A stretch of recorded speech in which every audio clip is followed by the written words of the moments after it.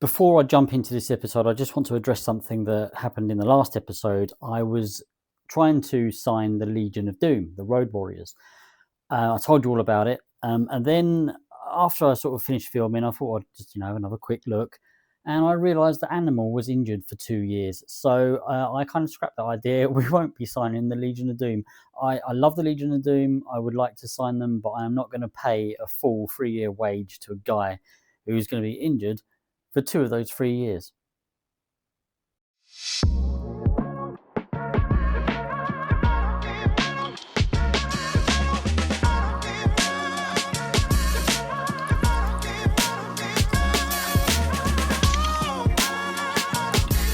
Hi everybody, welcome back to the channel. This is episode 17 of the new Gen series on TEW9. It's 1993, it's the WWF. We are now 2 weeks after WrestleMania. The next event is Saturday night's main event. It's only a lesser one, but we're still going to have some decent matches for you to follow. So let's get straight into Monday Night Raw. And we've got a couple of pre-show matches to kick us off. Damien Demento teams with Louis Spicolli to take on the Steiner brothers. We get a decent pre-show match. The Steiners get the win in 9 minutes 35. Rick Steiner pinned Louis Spicolli with a diving bulldog. And Scott Steiner was head and shoulders above everybody else. Wrestling of 57, 46 for the crowd, 67 overall. And then Lex Luger takes on Typhoon. In a bout that had good heat and decent wrestling, Lex Luger defeated Typhoon in 9 minutes 29 by pinfall with a power driver. I'm not quite sure he would have got Typhoon up for a power driver. I know he managed to body slam Yokozuna, but it's a slightly different lifting technique. Not sure that would have happened. 59 wrestling rating, 61 for the crowd, and 68 overall. Typhoon is completely unhappy and he phoned in his performance. We did sack the Giant Gonzalez after he did that in the previous Raw. Might consider getting rid of Typhoon as well. I don't know. I would rather try to cheer him up and keep him and see if I can bring Earthquake back. Yeah, that's a difficult one. We'll see. And finally, for the pre-show, Bam Bam Bigelow takes on Virgil. Decent rating for this one. Pre-show bout that had good heat and decent wrestling. Bam Bam Bigelow got the win in 10 minutes, 10 seconds by pinfall with a diving headbutt. So 64 wrestling, 55 crowd, 74 overall. I'm really pleased with that one, actually. Bam Bam Bigelow, they get in a 79, which is a really good rating.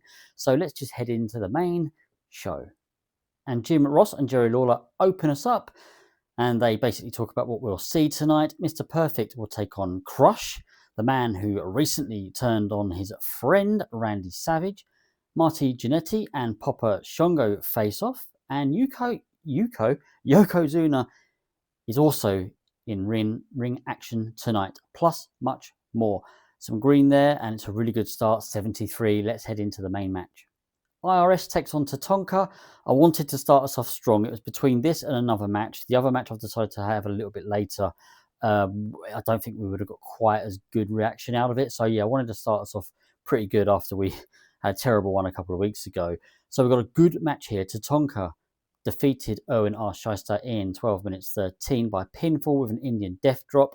This was our storytelling match. And we also had Bam Bam Bigelow run in and attack Tatanka. Obviously didn't affect the outcome though. We get a 65 wrestling rating, 61 crowd, 73 overall. We just wanted to advance the storyline between Tatanka and Bam Bam Bigelow. Nothing big going on. It's just a run-in. Bam Bam Bigelow obviously hoping that he could foil Tatanka and help IRS get the win, but that wasn't the case. So IRS, one half of the current tag team champions. Eventually we're going to be having to look at splitting the two up. I certainly don't want to be looking at it yet. There's still a lot of mileage in them, I think. But I think Ted DiBiase is sort of starting to get to that age where I might actually want to give him another singles run before he'll start putting other people over. By the same token, I think I can turn IRS into a really solid upper mid-carder. We'll sort of have a look at that. So yeah, quite happy with the start there. We then have Shawn Michaels in the ring and he has a microphone. This wasn't part of the show, as the commentators are sort of mentioning, and Shawn Michaels mentions it himself. And he says, "Hey, nobody told me I had time tonight, but the Heartbreak Kid always finds a way to steal the spotlight. Champions contenders. It doesn't matter. If you're talking about the future of this company, you're talking about Shawn Michaels. And then he paces the ring, soaking in the reaction from the crowd.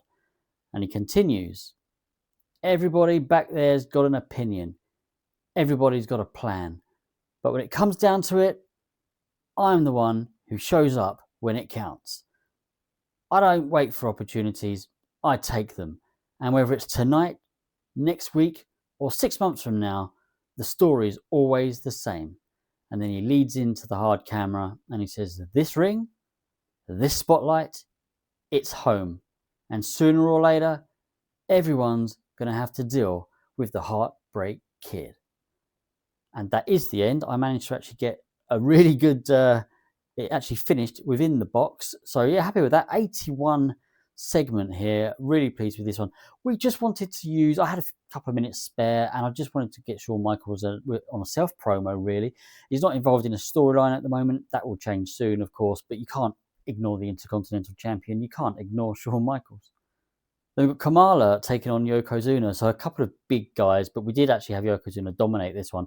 And I'm happy with the score here as well. So a bout that had great heat and good wrestling, Yokozuna defeated Kamala in 5 minutes 42 by pinfall with the bonsai drop. 66 wrestling, 63 crowd. Yeah, 70 overall. Very happy with that one. I've said it before, just want to use Yokozuna. He doesn't have the belt anymore. I don't want to ignore him. I want to be using him. Keep him strong. It's a victory here against another big guy. Yeah, happy with that one. Then we've got our news segment, and there's quite a lot here going on. So we have Lord Alfred Hayes presenting. This only got 69, so I'm a little bit annoyed. I hope Lord Alfred Hayes didn't bring that down. It may well have been someone else. Otherwise, that change with Sean Mooney was, what was the point? So yeah, there's a lot to unpack. I mean, not all of these guys are having promos. Some of them are just people that are being talked about. But we do sort of put it here. Hayes intros promos from Money Inc., Bret Hart, Big Boss Man, and The Undertaker. So everyone else you can see there is just being talked about. But we are concentrating on just a couple of promos here. The first one from Money Inc., and they're talking about the Steiners. They're responding to the Steiners challenge, or the fact that they said they're coming for the belts. And Ted DiBiase says, the Steiner brothers want a shot at our tag team titles. That's cute. And IRS says, muscles don't beat money. And power doesn't beat brains. We've beaten every so-called top team there is. And DiBiase then continues, Steiners, bring all that intensity you want. Because in the end, Money Inc. are always on top. Then we concentrate on Big Boss Man's promo, and I'm just going to do it in this little box here because it does sort of cut off. So we know that Sensational Sherry is now his manager as well. So we've got here, Sensational Sherry kicks us off, and she just says, Razor Ramon must be out of his mind if he thinks I'd manage someone like him. I don't chase ego, I manage power. And then Boss Man says, Razor, you think you're slick, you think you're untouchable, but I'm the law around here. And when you step in my way, there are consequences. And then Sherry continues, you picked the wrong woman and the wrong fight. And then Boss Man says, and trust me, Razor, justice is coming. So we just wanted to advance that storyline. Unfortunately, the Brett Luger one lost heat here because of the poor rating. And the other two storylines here, they advanced, but there was no loss or gains. It's okay, we can live with that. Lots of green, though, some people performing very well without a script. Back in the ring, High Energy take on Bruiser Mastino and Tony DeVito. I'm a little bit conflicted as to what to do with High Energy. I want to kind of keep them going for the moment, but I really think we want Owen to be a singles competitor sooner rather than later. I might look at bringing in a couple more tag teams to compensate for the fact that we're going to have a couple of teams split up, I think, soon. Certainly High Energy. I mean, I've got nothing against Coco Beware, but I can't see him going anywhere, and I don't really think he's helping Owen at the moment. But we get a poor match. High Energy got the win in 6 minutes 56. Owen Hart forced Bruiser Mastino to submit with the sharpshooter. And Owen Hart did carry the match. I mean, again, yeah, maybe we just need to look at, cutting him away and going as a singles guy. The wrestling rating was 46, crowd 34, 54 overall. I didn't expect this to set the world alight. The facing off against two jobbers. They're not very high up the card themselves, but I just think Owen would benefit more from being in a couple of storylines. I mean, maybe I could put high energy in a storyline. I don't tend to do a lot with them. Maybe I could try that first. I'll see. We then got a segment with Brutus Beefcake, Hulk Hogan, and Gene Okerlund. So it's an interview.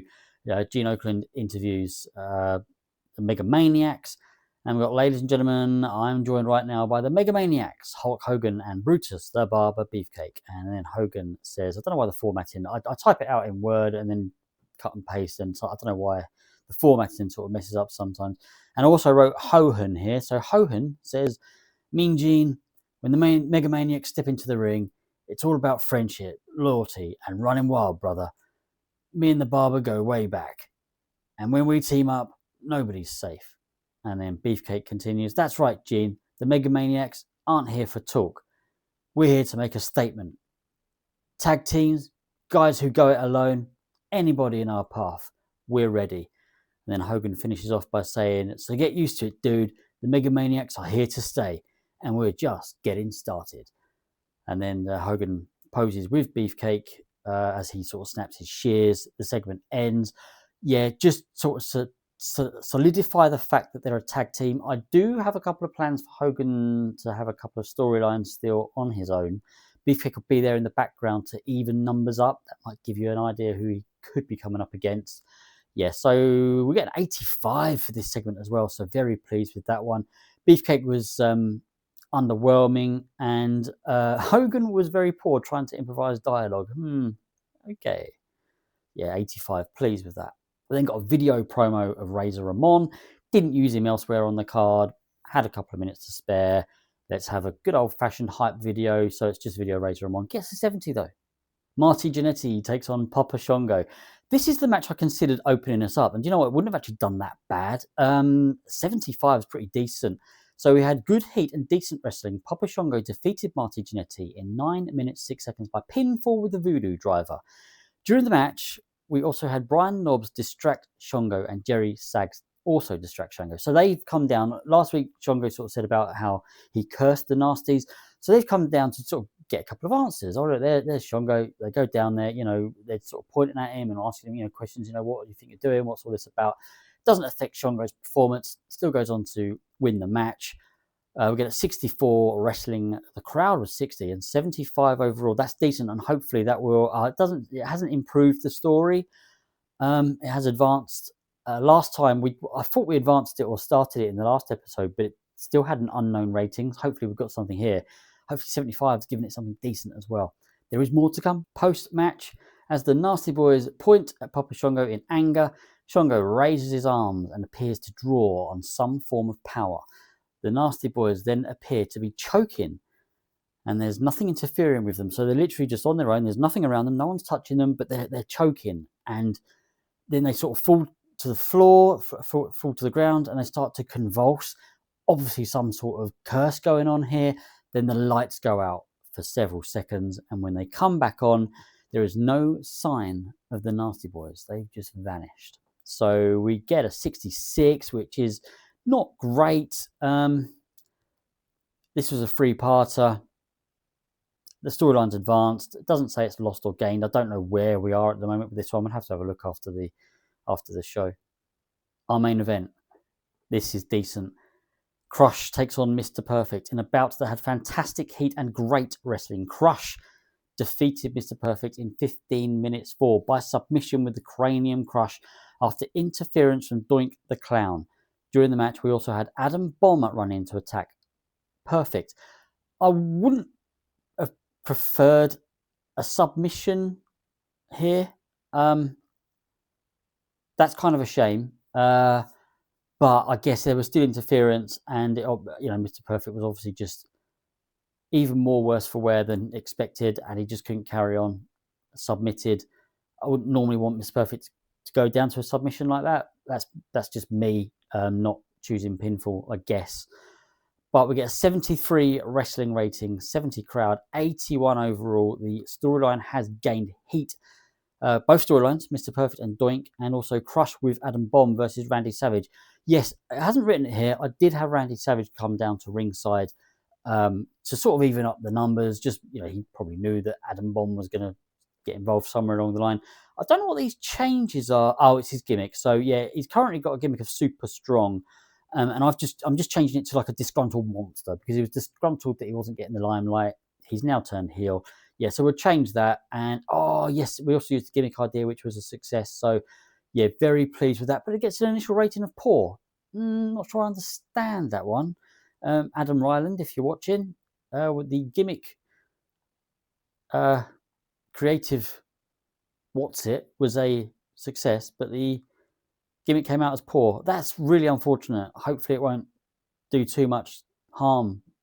I mean, he gets a bonus when booked to look dominant. We're just gonna have to remember that. Then we'll have to do that. Post show, Crush grabs a microphone as Randy Savage comes to the aid of Mr. Perfect, and he says, "Savage, you saw what we just did. This is Atomic now. Me and Adam Bomb. You want to call yourself a champion? Pick a partner and face us at Saturday night's main event. Just know this, whoever stands with you is going down." And then Crush snarls as Adam Bomb looms behind him. So there we go. A match for Saturday night main event. Savage will need to find a partner to take on Atomic. 61 overall. The storyline lost heat. I'm not surprised with a rating of 61. The crowd left very hot though. What do we get overall for the show? 83. Anything above 80 I'm pleased with. Increasing our popularity in 15 regions. Yeah, very pleased with that one. So we have the financial report making nearly 140,000, and the popularity recap. Yeah, gains. We've gained a number in the US, which is really good. Yeah, just small gains, but hey, excellent stuff. Pleased with that. Drug test fees. Rene Goulet says that Luis Piccolo turned into a good worker. It's worth getting behind him. I mean, from a realism point of view, didn't go anywhere, but hey, as far as this save is concerned, maybe he will. And the viewing figures for Monday Night Raw. Okay, we have a light bulb here. Incident involving Mighty Jannetty. It's going to be drugs. It's going to be drugs. Identified as a hard drug user. Okay. As the drug testing is done in-house, the press haven't got hold of it. Currently, no potential for damage. I wouldn't say I've got big plans for him, but I've got plans for him. I don't know what to do. Send to rehab is grayed out. Let's just give him a stern warning for now. Just a quick look at the storylines, because, as I say, there was a couple there. Definitely the Nasty Boys Papa Shango, extremely hot. Yeah, I cannot complain about these storylines at the moment. Every single one is still extremely hot. I mean, we've got a pretty awesome roster, but even the mid-card stories are getting extremely hot. So I can't complain at all. Adam Bomb is still unimportant. That's a shame. Come on. Let's get you some. We need to get him some wins against some bigger people. Now he's in a tag team. It'll be easier because we can just sort of, he's teaming with Crush. People won't be as annoyed at losing. So we really got to start using them two guys as a tag team and sort of give them some big wins. I don't think there's much more I want to go through. I want to have a quick look at Typhoon, actually, because angry. I mean, what would be the chances of me getting Earthquake? What would be the chances? He's probably in Japan at the moment. Let's just reset everything and let me search for Tenta. He's probably down as Tenta, isn't he? Yeah, John Tenta. He's on a handshake deal. I don't know. He's still only 29. Without looking up why he left, why did he leave WWF at this sort of time, or just before this time? I remember him sort of coming back, and he had a bit of a feud with Yokozuna, and they had a sumo match. That might be quite a fun thing to do, actually. I've got to try and get him back, and yeah, he's a champion out there. Let's just do it. Why? What are his attributes? Better as a heel, but would mean turning Typhoon. Yeah. I think we've got to sign him. We've got to bring Earthquake back. Maybe not 3 years though. Man, he's only 29. Let's try. Let's just go for the 2. Trouble is, I'm thinking of just going for the 1, but if he gets an offer from IPGW, is it IPGW or NJPW and War, they will offer him 3 years, and he'll go for 3 years. Let's try a year and let's just see what happens. Let's make the offer. Oh, we've got an agreement with War, have we? Why have we got an agreement with War? I never play this game with agreements. That's why. I like to be in complete control. If there's an agreement with a company, it's one that I've chosen. I've completely forgotten how to. Is it relationships? Wrestle. So what have we got then? Talent trading. I don't even know who War are, so I don't remember WWF having any sort of. I mean, I probably wouldn't have known. Negotiate. End of the no stealing agreement. Yeah, hostile attitude. I don't think we're in any danger of them beating us in a war, so let's just sign John Tenter. Yeah, and we're going to go for the 1 year. I mean, we may well have to up that if he gets an offer from New Japan. Yeah, but I don't see any issues signing him. Right, I'm going to end the episode there. I hope you've enjoyed that one. Over the next couple of weeks, next couple of episodes of Raw, we will announce a couple of matches for Saturday night's main event, but because it's a lesser show, as I've said before with the lesser shows, they're more of a glorified episode of Raw, so we're not going to build too much to them. Although I might have a couple of storylines ending. I am planning on having storylines ending. But as I was sort of looking through things earlier today, I was actually thinking about keeping one or two of them going a little bit longer. I was like, well, actually, if I have this happen, I'll see. I don't know yet, but I hope you've enjoyed it. Please give a like and subscribe if you have. Tell all your friends about it. I'm really enjoying this one. And yeah, I'm so into it. I'm so into it. It's the best save. It's my favorite era. As I said in the early episodes, 1993 was the only full year I had of watching WWF. So it was my year. So I really enjoy booking this era. Yes, I'm doing it with a twist, but you know, it just reminds me of the days when I was playing with my wrestling figures and like I was putting on my own shows. And this is like the modern day version of playing with your figures. I'm talking rubbish again now, aren't I? I should just sign off. Please give a like and subscribe. I hope you've enjoyed it, and I'll see you all again soon. Goodbye.